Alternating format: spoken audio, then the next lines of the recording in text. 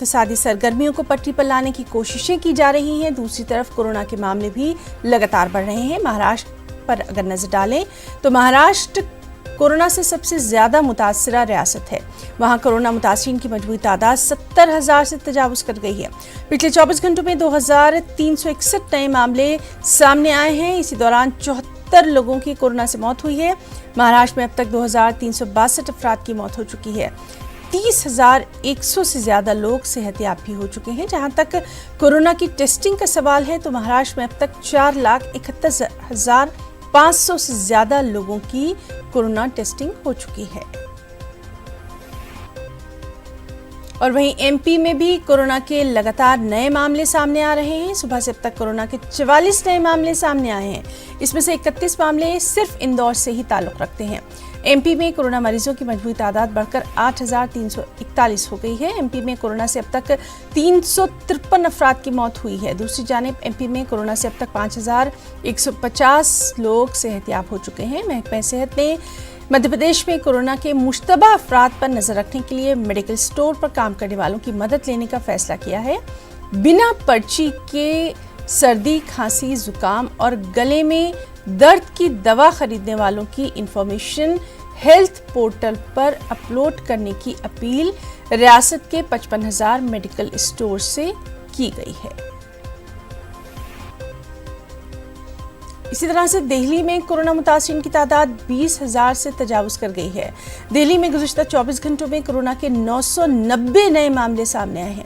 इस दौरान 50 अफराद की मौत हुई है। दिल्ली में कोरोना के फाल मामले यानी कोरोना के एक्टिव मामले 11,500 से ज्यादा हैं, जबकि 8,700 से ज्यादा अफराद सेहतयाब हो चुके हैं। इस बीच दिल्ली हुकूमत कोरोना से मुकाबला कर रही है। तमाम तर तदबीरें की जा रही हैं। हुकूमत की जानिब से हेल्थ ऐप लॉन्च किया गया है। इस ऐप के जरिए अस्पताल में दस्तयाब बिस्तर और वेंटिलेटर्स की पूरी जानकारी हासिल की जा सकती है। वहीं गुजरात में भी गुज़िश्ता 24 घंटों के दौरान 423 नए मामले सामने आए हैं। इसी असना में 25 मरीजों की मौत हुई है। इनमें सिर्फ अहमदाबाद में 22 अमवात हुई हैं। 400 से ज्यादा नए मामलों के सामने आने के बाद रियासत में कोरोना मुतासरीन की मजबूरी तादाद 17,000 से तजावुज कर गई है। गुजरात में अब तक 10,700 अफराद सेहतयाब होकर अपने घरों को जा चुके हैं। रियासत भर में 1,063 अफराद कोरोना का शिकार हुए हैं।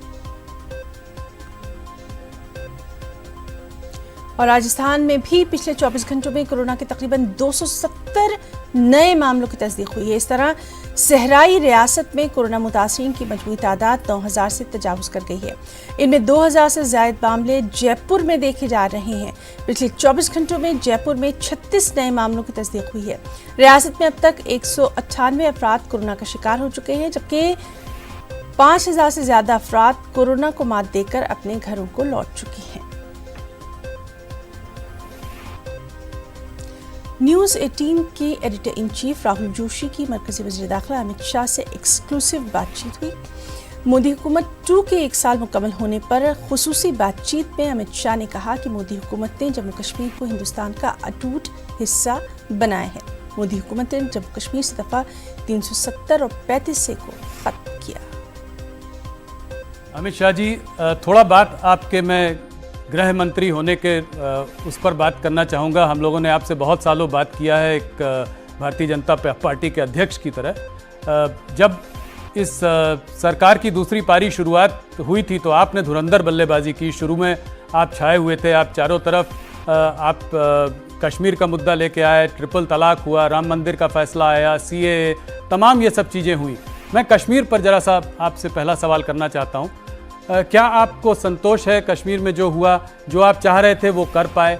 आज भी मैं देख रहा था कि टीआरएफ टेरर ग्रुप ने कहा है कि वो आउटसाइडर्स को वहाँ पर एकदम जो है आने नहीं देंगे।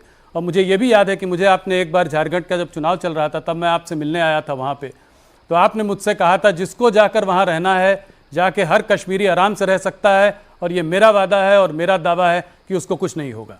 तो इसको आप कैसे देखते हैं? आज कश्मीर की हालत कैसी है? कश्मीर की हालत एकदम ठीक है।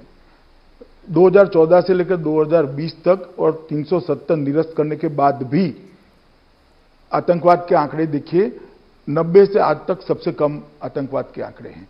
और इसके पहले भी श्री राजनाथ सिंह जी जब गृह मंत्री थे, कश्मीर के अंदर भारत सरकार ने अपना बहुत अच्छा परफॉर्मेंस किया था और आतंकवाद को कंट्रोल में लिया था, और आज भी है। मैं कश्मीर की जनता को भी आश्वस्त करना चाहता हूं कि उग्रवाद से, आतंकवाद से कश्मीरी बच्चों को मुक्ति दिलाने का काम नरेंद्र मोदी सरकार ही कर सकती। ढेर सारे ऐसे फैसले हुए राहुल जी जिसकी देश की जनता 70 साल से राह देखती थी। देश की जनता मानती थी, मांगती थी कि धारा 370 और 35 को निरस्त कर दिया जाए, क्योंकि जब तक धारा 370 और 35 है, कश्मीर का भारत के साथ जुड़ा परमानेंट कभी हो नहीं सकता। किसी की हिम्मत नहीं थी। नरेंद्र मोदी जी ने 5 अगस्त को धारा 370 और 35 को निरस्त कर दिया और कश्मीर को हमेशा के लिए भारत का अभिन्न अंग बनाने का काम किया। 35 से हटने से पश्चिमी पाकिस्तानी शरणार्थी, छम वैली के निवासी, गोरखा सफाई कर्मचारी, महिलाओं, कश्मीरी महिलाओं को अब पूर्ण नागरिकता का अधिकार मिल गया है।